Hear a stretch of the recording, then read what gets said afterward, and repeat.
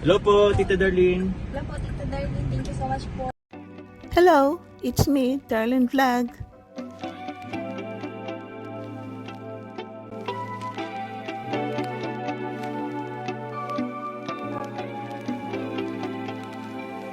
Good morning mga kalingap, good afternoon, good afternoon mga ka-chomcar. It's me, Darlene Vlog.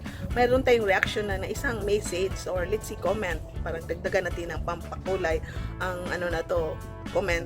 So bago yan, i-shoutout muna natin si Kuya Bal Santos Matuwang, si Ate Edna Vlog, si Kalingap Rab, ang presidente ng Caripa Pirador, si Kuya Noli Olera TV, Kalingap Chomar, Carla Tapila. Paki-subscribe po sila mga kalingap, panoorin ang kanilang mga vlogs.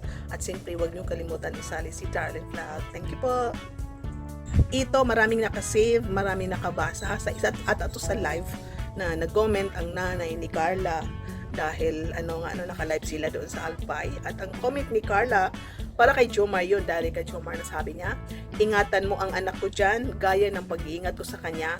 Gusto ko lagi siyang masaya at ingat kayo dyan. Oh, grabe, no? So, ang biyenan na ang nagsabi. So, dito makita natin na ito si Cynthia, nanay ni Carla, is very trust siya kay Jomar na ingatan kasi hindi niya ipapasama yan kung hindi siya nagtitiwala kay Ayan, si Jomar at si Devil at nandyan si Amy. So, I'm not sure kung dalawa lang sila papayagan, pero sa tingin ko dahil ito marami sila at vlog at pumayag siya. At isa pa, yun nga ang sabi niya na gusto niya na masaya ang kanyang anak. Alam po natin na nung Valentine's Day at pumunta sila sa Albay is ito si Cynthia ay nasa hospital siya na admit.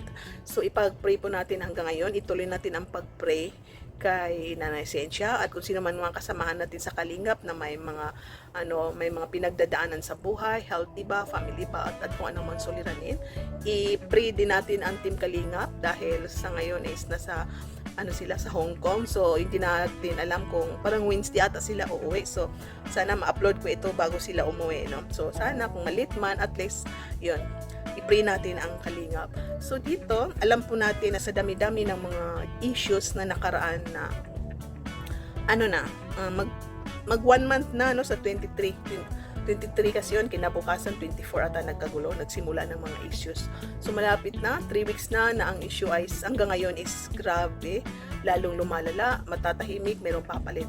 Pero nakita natin ang mag-agom is hanggang ngayon is nandyan sila. Yun nga ang sabi ni Jomar dun sa part 78 nga, sa dami-dami natin pinagdaan is andito pa rin tayo. So alam ko na ito si Nanay Cynthia is masaya siya sa anak niya, sa Jomcar. Hanggang ngayon is nandyan pa rin ang dalawa lumalaban. So tayong mga magulang is pag may masama ang pakiramdam ng ating mga anak, nagwo-worry tayo. Pag may problema sila, nagwo-worry tayo.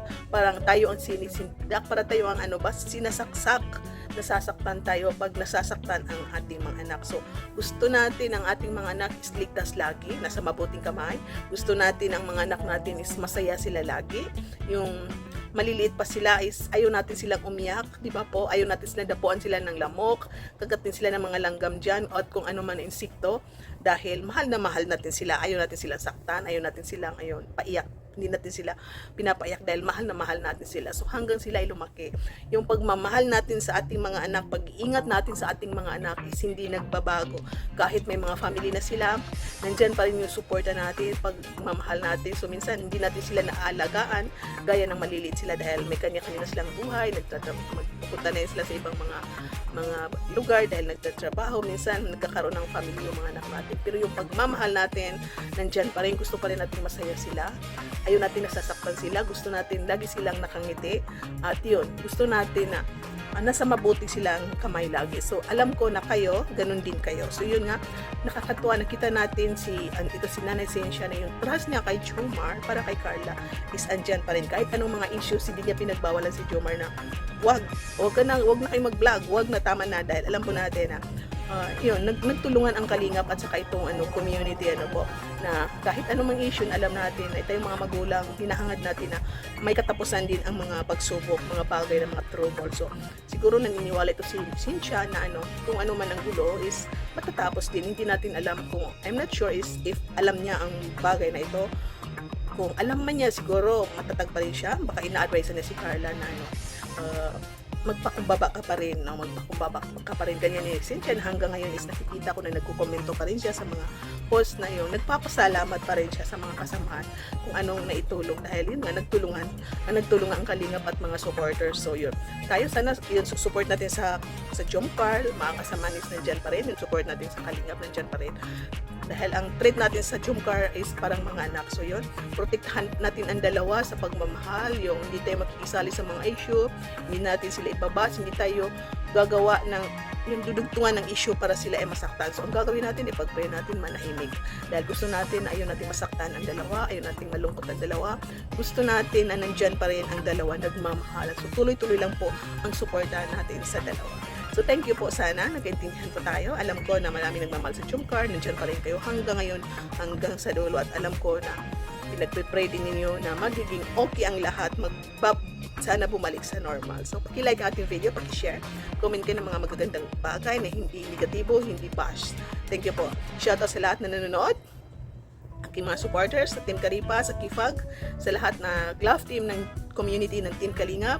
Shoutout sa mga Kalingap partners, mga charity vlogger, mga reactors, sa lahat na OFW sa ibang bansa. Ingat kayo, at shoutout sa Jomcar Fans for Life, Solid Jomcar supporters, marathoners, lahat na founders, admins ng Jomcar community. Thank you sa lahat, at sana magkaisa tayo muli. Thank you, and see you in my next reaction video.